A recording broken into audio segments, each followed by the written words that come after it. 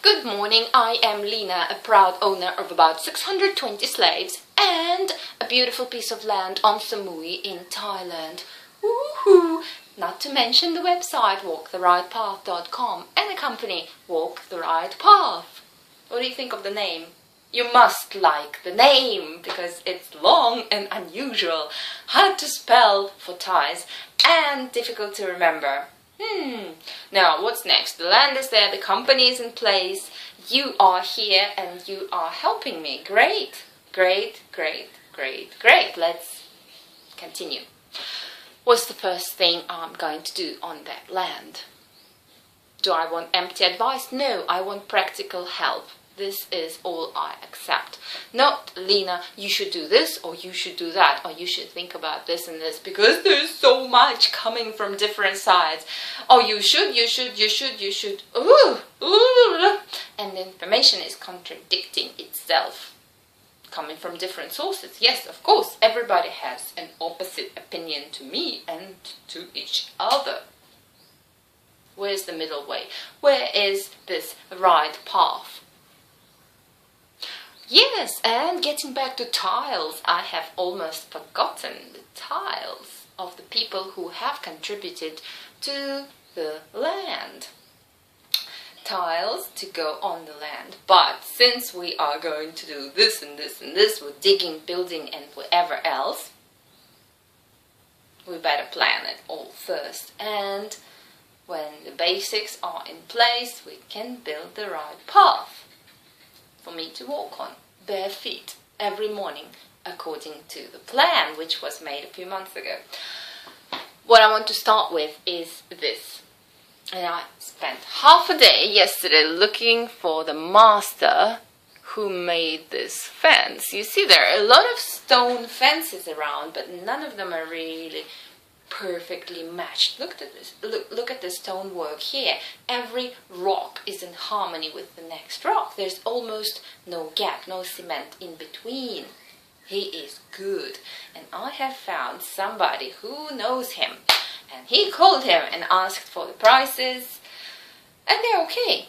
They are actually very, very acceptable. People do not charge that much for hand labor here. Well, it's all hand labor, but I think that's a very good skill with rocks. Must be difficult and time-consuming. But the fence that goes inside the stone fence, so cement bricks covered with cement, cost more per meter than the stone fence, which goes on the outside. One side or both sides, I don't know. Anyway. Is the fence the right place to start? I was thinking of doing the south side and the east side. Of course, you have all seen the land video, which I published about a month ago, because you're so interested in what I have to say and what I think about what my priorities in life are. If you are interested to be owned by somebody, if you want to know what, if you want to get what you want, you have to be interested in the other person first and not say, well, Lena, I haven't watched many of your videos, but I have some questions for you. What do you think about this and this? I don't think anything because I know that you're not interested in me and you're not interested to know what I have to say and what my priorities in life are. And now, building on the new land is the priority. When I was a little girl, I always wanted to become an excavator driver when I grew up. Yeah, you heard me right. And I know I mentioned this before, that in Korea I enrolled into the school for excavator drivers and didn't finish it because it was just too technical. All these books was a book like this of all the rules. It's actually quite hard to get a license. So I never got my dream come true. I never got to drive an excavator for longer than like 3 minutes. Of course, yes, I targeted people who had excavators and who drove excavators and asked them to try. And it was really a great feeling. Excavator, when the thing turns in it. It's actually quite difficult. But if you know what it feels like to drive an excavator, you will totally understand. Yes, that's a long childhood dream. I had little toys of excavators. Even last year I had them before I left Korea. Little cute little excavators and little buckets. And then I had posters. I used to email Caterpillar in the US asking them to kindly send me some posters and brochures. And I cut out the picture of the best excavator and put it in my wallet. Where the picture of the boyfriend's supposed to go, there was a little yellow excavator with a cat written on it. So cute. Anyway, that dream is lost. That dream is gone. I'm never going to become an excavator driver. But the second dream was to become a builder. How sexy. A builder girl. Yes, because I liked hammers and all sorts of jackhammers and machines, bricks, but mostly building houses, creating something which is practical. I am creative, but I am practical. So if I draw a pretty picture, what are you going to do with the picture? You're going to put it on the wall, but it's not really practical. You have to make something that you can use. Be it a slingshot for not hurting birds. No. Hitting coconuts so they fall down. They don't really fall down. But anyway. Making something that you can use. Carving a spoon out of wood. Chopsticks. It's an easy one, but okay, building. I used to play covering tables with blankets with my friends. And when the friends got bored of it, it was like, no, come on, we haven't built the house yet. Let's stick up the chairs. Let's make it higher. And the friends were like, come on, let's go play dolls or cars. And I was so disappointed. Why did other kids not feel so passionate about building houses? And I was waiting for my summer vacation to go to the country to see grandma.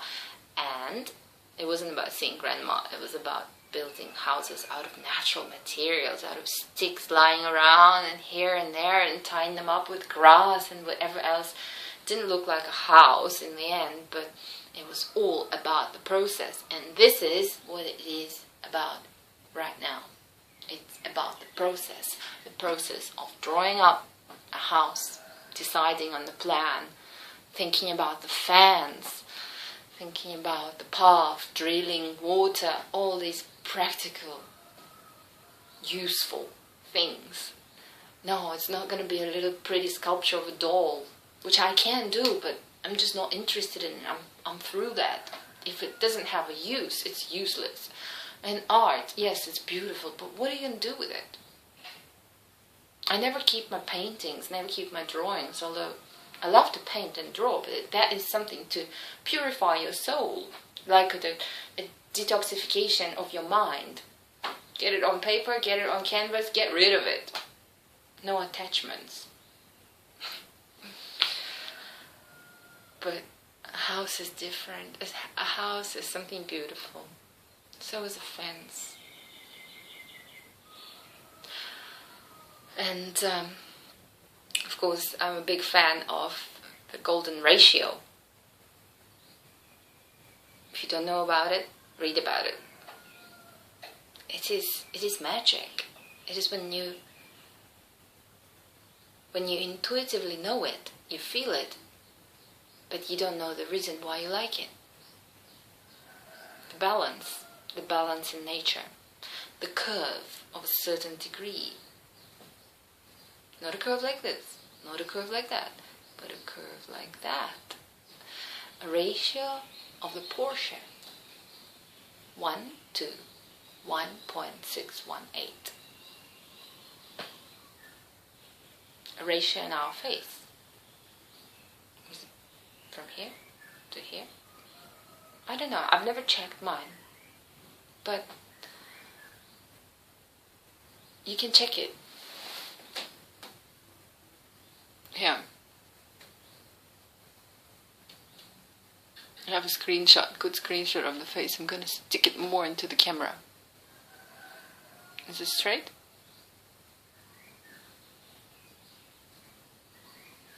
If you can apply a ratio, it would be good. I want to know. I want to know. And the hand. Do the hand as well.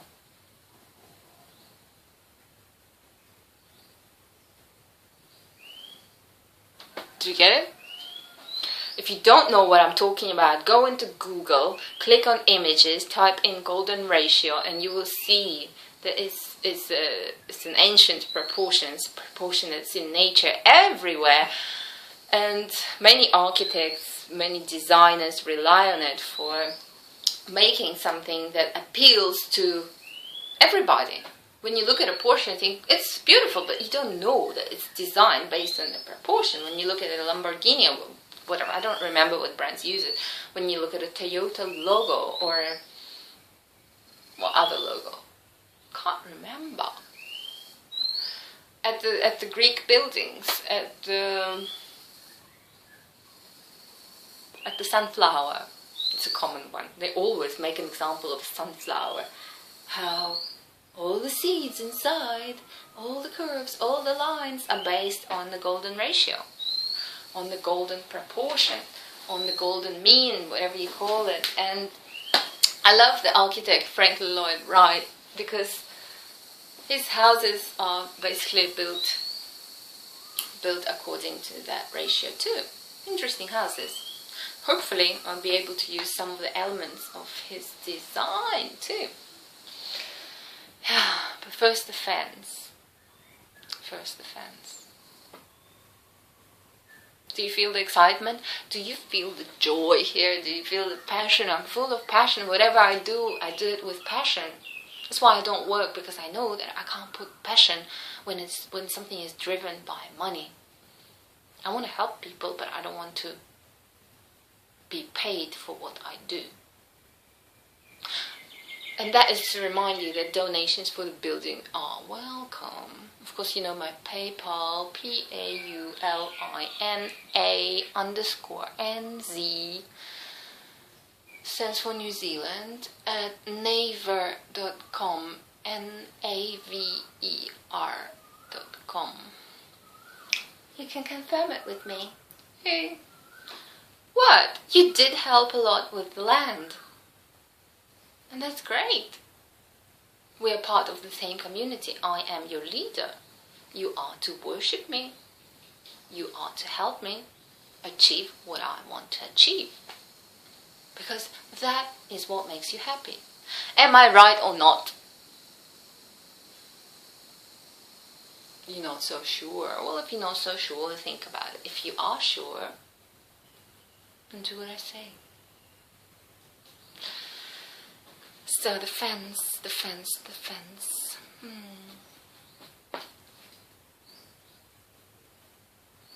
Life is really good. Life is really good. I couldn't be any happier.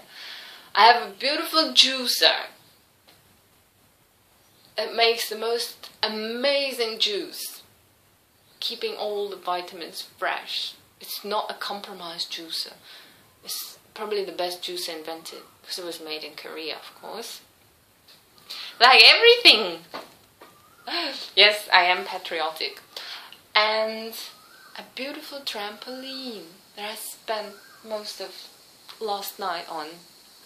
I can really feel it that I spent most of the night on the trampoline.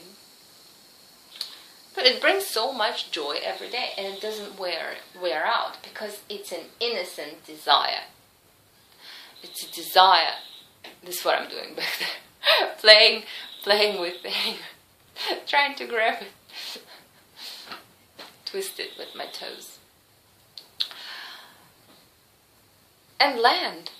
I never had a desire to own something, but land is, it must be there to build a dream on it, to build our sanctuary, to build my temple, to have a base.